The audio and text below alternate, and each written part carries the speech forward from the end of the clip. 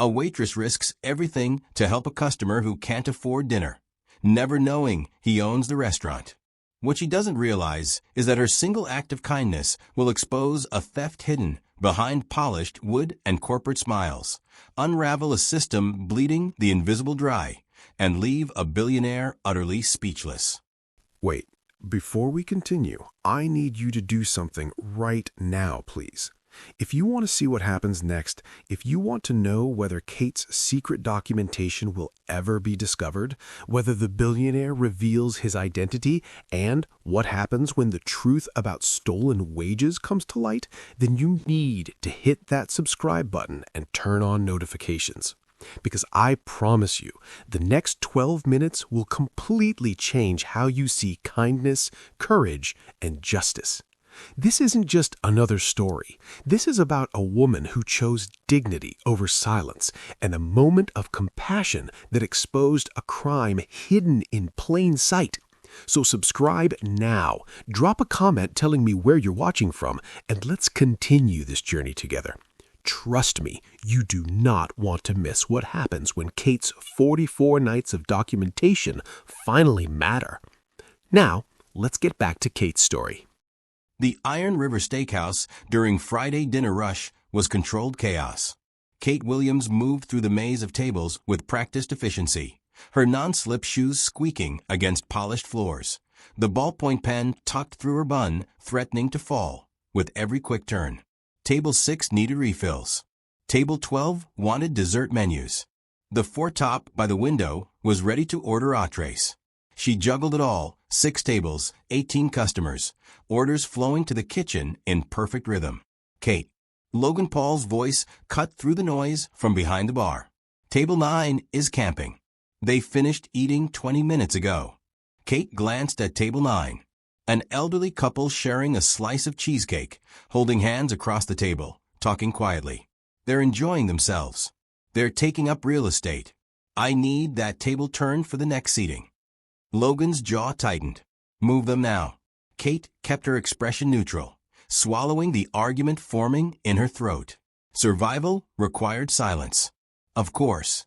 She approached Table 9 with the check, smiling warmly. No rush at all, but whenever you're ready. The elderly woman looked up, startled. Oh, we're taking too long, aren't we? Not at all. Take your time. But they were already standing, fumbling for their wallets, leaving cash on the table without finishing their dessert. They hurried out. Kate returned to collect the payment. The tip was exactly 10%, less than they usually left. She pocketed the cash and added it to the growing pile in her apron, mentally calculating. Roughly $230 so far. Maybe enough for David's insulin refill next week if the count room didn't adjust too much tonight. By 11, the rush had ended. Logan gathered the floor staff in the windowless back office. Kate, Chloe Summers, Brian Foster, and Stacy King stood in tired silence. Good night, everyone, Logan said, pulling out the tip jar. Let's settle up. The ritual began. Kate emptied $230 from her apron. Chloe contributed $160. Brian added $190. Stacy threw in $90 from the bar. Logan counted with his back to them, his hands moving quickly, bills disappearing and reappearing. Slow night, he announced. Only $670 total. Kate's mental math didn't agree, but she said nothing. Logan distributed envelopes. Kate opened hers. $58. No surprise registered on her face, just tired recognition. She'd worked a 6-hour shift, served 18 tables, given excellent service, and was walking away with $58. After the others left, Kate stood alone at her locker. She reached behind her extra uniform and pulled out an old Band-Aid tin labeled David's Future. Inside were 43 scraps of paper, napkins, receipts, torn order tickets. Each one documented a night like this. She took out a blank receipt and wrote, Friday, December 13th, estimated $230 my tables. Logan gave me $58. She folded the paper and added it to the stack. 44 nights now. 44 lies. She slid the tin back into its hiding place, grabbed her coat, and left through the back door. Her worry lines deepened in the cold Chicago wind as she drove home to her son. Saturday evening.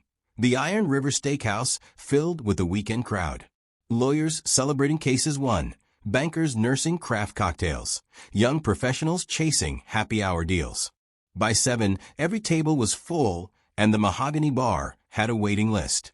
Chris Logan sat at the far end of the bar, invisible in his scruffy beard and worn Carhartt jacket. The faded cap pulled low shadowed his face. His father's battered steel lunchbox sat on the stool beside him, a prop that completed the illusion. He looked exactly like what he intended to look like, a construction worker grabbing a cheap meal after a long shift. Kate approached, notepad ready, genuine smile in place despite her exhaustion. "Hi there. What can I get started for you?" The man looked up at her, then quickly down at the menu, self-conscious. "Hey, He cleared his throat. "What's the cheapest thing you have?" Kate's pen hovered over her notepad. No judgment entered her voice. "We have appetizers starting at $8.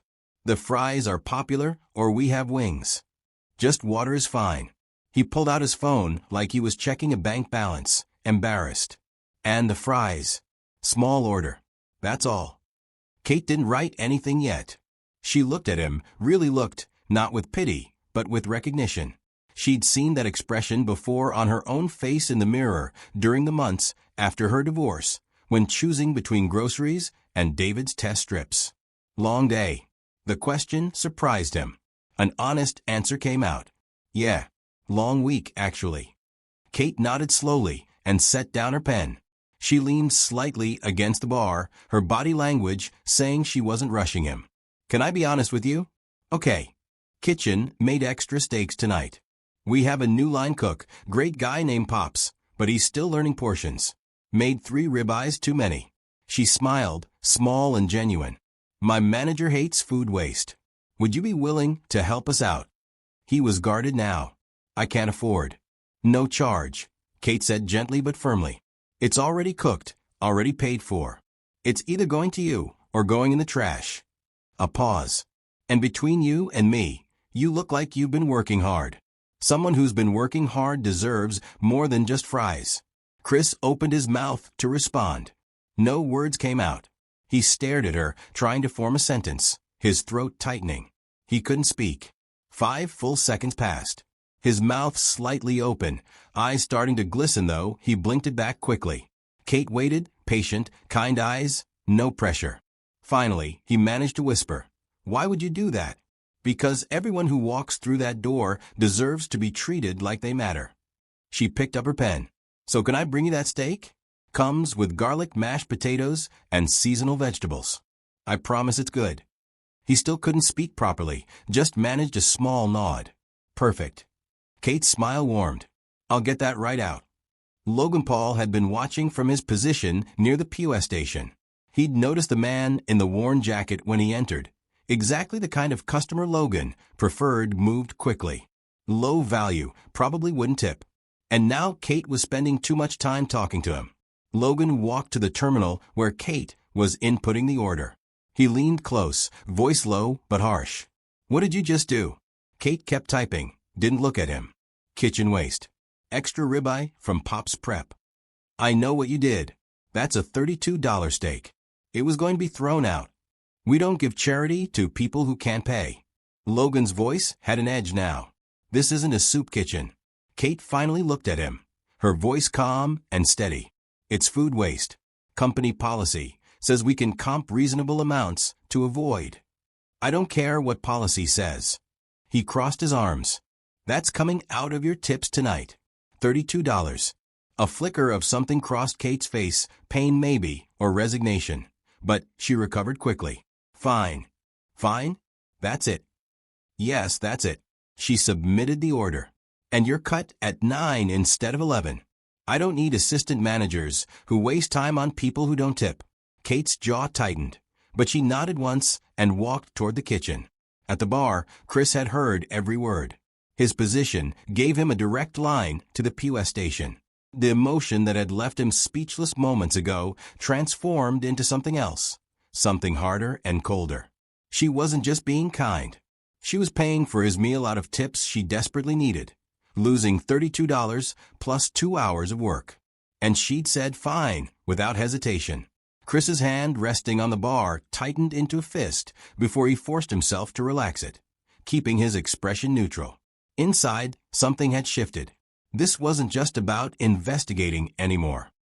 Sunday morning, Chris stood in his penthouse office overlooking Lake Michigan, the city lights glowing against the dawn sky. He'd spent the entire night reviewing security footage from the Iron River's back office camera, the one Logan Paul didn't know fed directly to the corporate server. He found December 10th first, the timestamp reading 11:43. Logan entered the frame alone after the shift ended, checked that the door was closed, then pulled the tip jar from under the counter. He counted with his back to the camera, but his hands were visible. Bills moved from the jar to the desk, his fingers working quickly, separating, counting, stacking. Then he took a portion and slipped it into his jacket pocket. He recounted what was left, divided it into smaller piles, put those into envelopes. 3 minutes. Logan checked the door once more, then left. Chris felt sick. He fast-forwarded to December 13th, Kate's shift. Same pattern. Logan alone, counting, pocketing cash roughly a third of the total before distributing the rest. December 14th, his own undercover night. Same routine, Logan's hands sliding bills into his jacket with the casual efficiency of someone who'd done this dozens of times. Chris compiled the footage and found 38 separate instances over 8 weeks. He calculated rough estimates based on visible denominations. Over 8 weeks, Logan had likely stolen around $11,000 from the tip pool, maybe more. His phone buzzed. Text from his CFO, board meeting Tuesday. Need your projections. Chris set the phone down without responding. The projections could wait. He opened a new spreadsheet and began cross-referencing POS data with estimated cash tips using industry averages. If credit card tips were $400 on a given night, cash tips were probably around $250. He built calculations for dates, estimated tips, what should have been distributed. Then he looked at Logan's personal bank records, which his attorney had subpoenaed Friday afternoon. December 14th, the POS showed $670 in credit card tips. Estimated cash, $300. Total $970. Logan had told the staff only $670 total, pocketing all the cash. And on December 15th, Logan had deposited exactly $970 into his personal account. December 10th, discrepancy of $835. Deposit of $835. December 13th, discrepancy of $690. Deposit of $690. The amounts matched exactly. Chris spent Sunday afternoon interviewing former employees by phone. 3 agreed to talk. A server named Marcus had quit 4 months ago. Logan took about 40% of tips, said it was standard pooling. When I questioned if that was legal, my hours got slashed to almost nothing. By Sunday evening, Chris had built an ironclad case. 38 instances of theft on security footage, approximately $28,000 stolen from 4 current employees over 18 months, bank deposits matching stolen amounts exactly, testimony from 3 former employees, and POS data proving the lies. He thought of Kate's words, because everyone who walks through that door deserves to be treated like they matter. She'd been documenting this theft for months, protecting herself the only way she knew how, while continuing to choose kindness over self-preservation. She'd paid $32 of her own stolen wages to feed a stranger. The stranger who owned the bar. The stranger who'd failed to protect her. Chris picked up his phone and typed a calendar invite. Mandatory staff meeting. Monday, 10 a.m. All floor staff required. Owner will address urgent matters. He sent it and stared at the photo on his desk. His late father standing in front of the original Iron River location 25 years ago, wearing the same Carhartt jacket Chris had borrowed. His father's voice echoed in his memory. Your people are your business. Protect them like it. He'd failed at that. Let the business grow while losing sight of the humans running it. His father would be ashamed. But tomorrow, he'd make it right. Monday morning at 10, 7 people gathered in the glass conference room.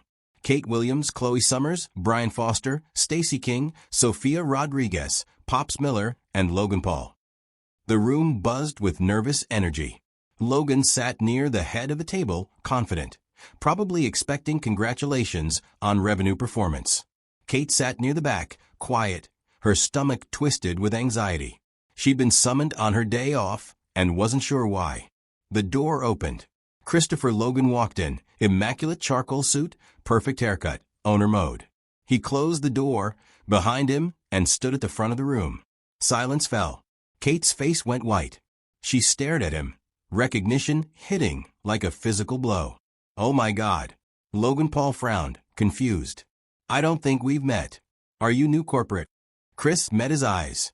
"I'm Christopher Logan. I own this restaurant." The tension in the room became electric. Kate couldn't breathe. "Saturday evening," Chris continued, voice steady. "I sat at that bar, wearing my father's work jacket, and ordered water and fries." Kate's hand came up to cover her mouth. "Kate." Chris turned to her, his voice gentler. "You asked me if I'd had a long day. I said yes. You told me the kitchen had made extra steaks, and asked if I'd help you out by eating one that would otherwise go to waste." "I'm so sorry," Kate whispered. "I didn't know. I didn't mean to." "Don't apologize." Chris's voice was firm but kind. "Let me finish." He walked closer to her. "You offered me a $32 ribeye, upgraded sides, and treated me like I mattered. No charge. You told me everyone deserves more than fries." The room was silent except for Kate's shallow breathing. Chris turned to Logan Paul, and his voice hardened. "Your floor manager overheard. Told you that meal was coming out of your tips. $32. You said fine. He cut your hours from 11 to 9 as punishment. You said fine again.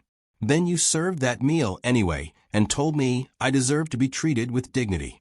Kate was crying now, silent tears streaming down her face. "Logan." Chris's attention focused fully on the floor manager. "You told me Saturday was a slow night. Said total tips were $6.70. Is that correct?" Logan shifted in his chair, sweat appearing on his forehead. Yes, it was slow. My POS system shows $6.70 in credit card tips and an estimated $300 in cash based on typical ratios. Over $9.70 total. Can you explain the discrepancy?" Silence. Chris pulled out his laptop and turned it to face the room. Security footage began playing on the screen. Logan's face appeared alone in the back office late at night, counting the tip jar, pocketing cash. Gasps echoed around the room. 38 times, Chris said quietly. Over 8 weeks, I had my IT director compile every instance. The footage continued, Logan checking the door, sliding bills into his jacket, counting what remained. You stole an estimated $11,000 in 8 weeks alone. When I audited the last 18 months, the total rises to $28,000 from 4 employees. Chloe had tears running down her face. Brian looked furious. Stacy sat frozen. "Kate," Chris pulled up a spreadsheet.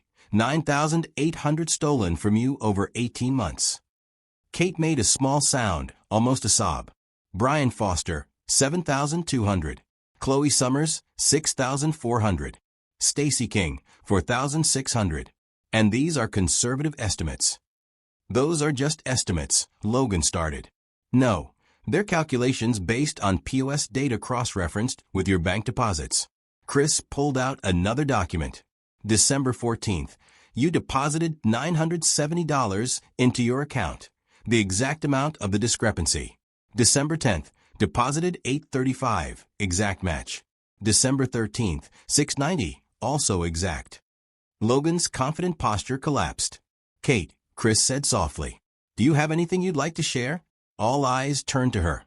She sat frozen for a moment, then slowly stood, her legs shaky. She walked to her locker in the hallway, visible through the glass wall. Everyone watched. She reached behind her uniform and pulled out the old Band-Aid tin. She returned to the conference room and placed it on the table, the label faced up, David's Future. She opened it, paper spilling across the table, 44 pieces, napkins, receipts, order tickets. "I've been documenting everything." Her voice shook, but held steady. "Every shift for 11 weeks. Every dollar I counted for my tables versus every dollar Logan gave me." She picked up one piece. December 14th, My tables, estimated 230. Logan gave me 58. Another. December 10th, estimated 205. Received 61. Another. December 7th, estimated 260. Received 73. She looked at Logan, and for the first time, there was something other than fear in her eyes. I didn't know if anyone would believe me, but I knew someone had to care eventually. So I wrote it all down. Chris picked up several papers, reading. Total documented discrepancy. 7,100 over 11 weeks. You can't prove, Logan stood.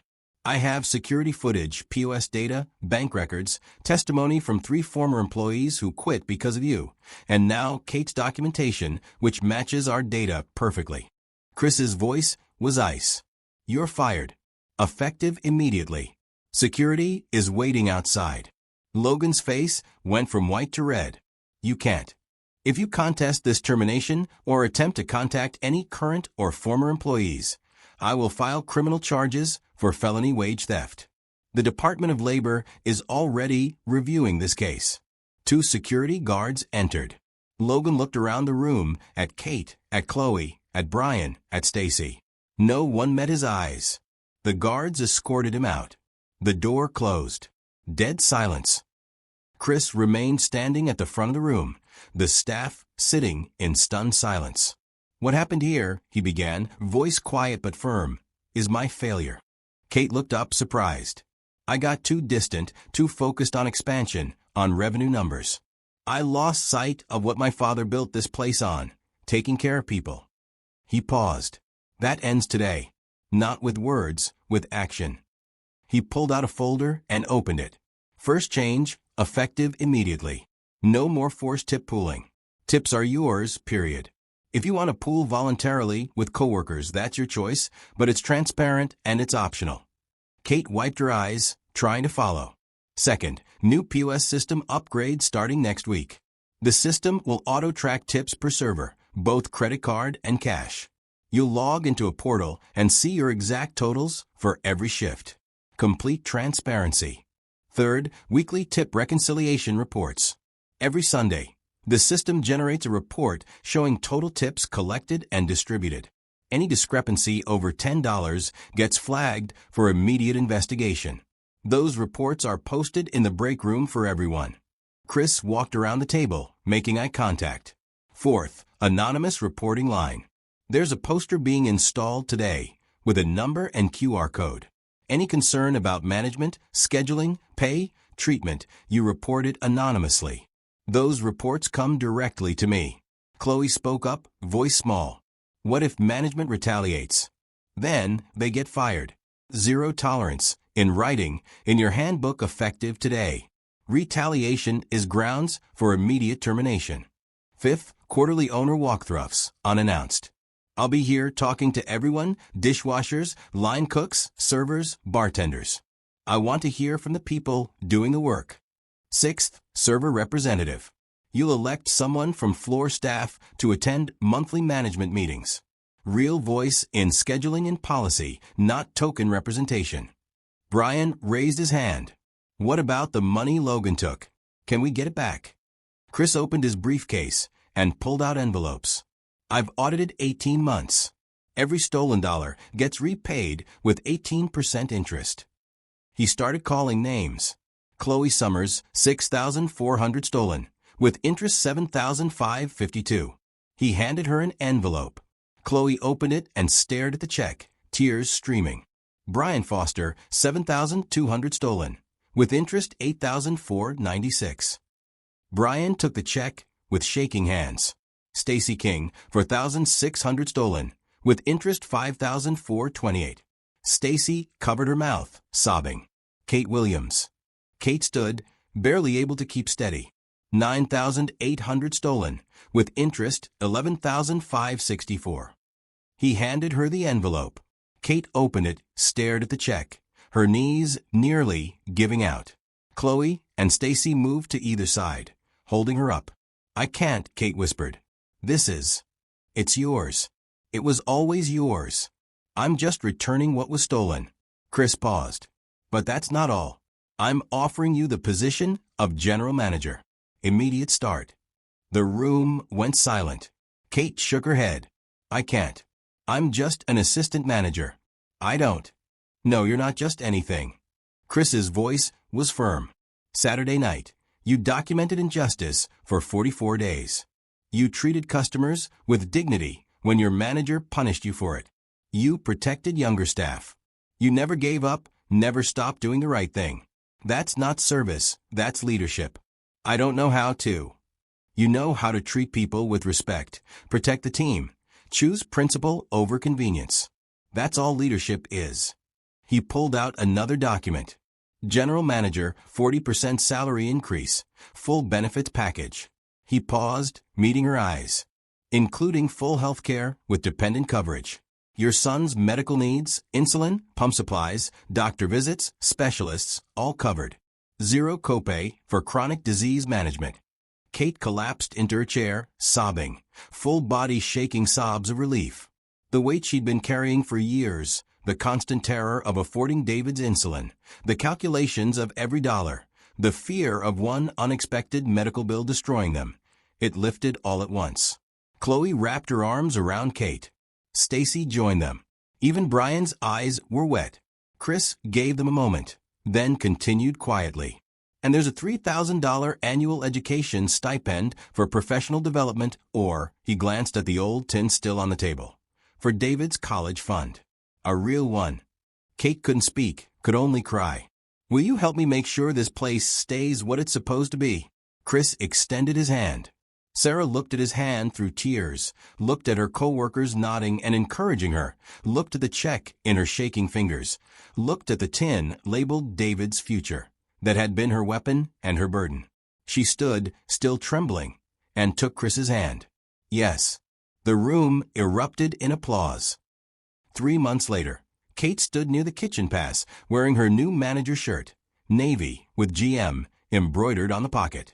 The Iron River hummed with energy, customers laughing, servers moving efficiently, everything in its right place. At the mahogany bar, a man in worn work clothes entered. The hostess started to lead him toward a back table. Kate intercepted smoothly. Actually, table 8 just opened. It has a much better view. The man looked surprised. Thank you. That's really kind. Everyone gets our best, Kate said. Enjoy your meal. Because everyone who walked through that door mattered. Not as policy, as principle. The story had ended where it began, at the same bar, but now dignity wasn't a risk. It was the standard.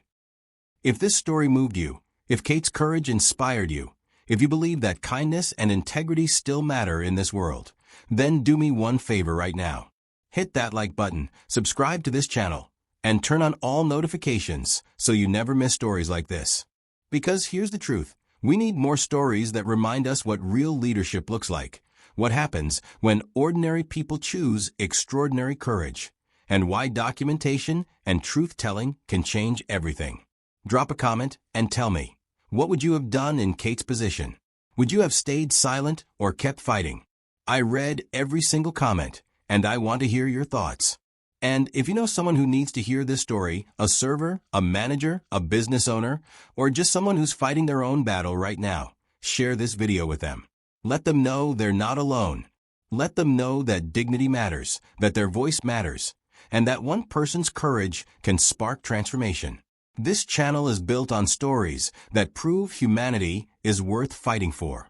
So if you want more content like this, stories about real people, real struggles, and real hope, then subscribe and join this community.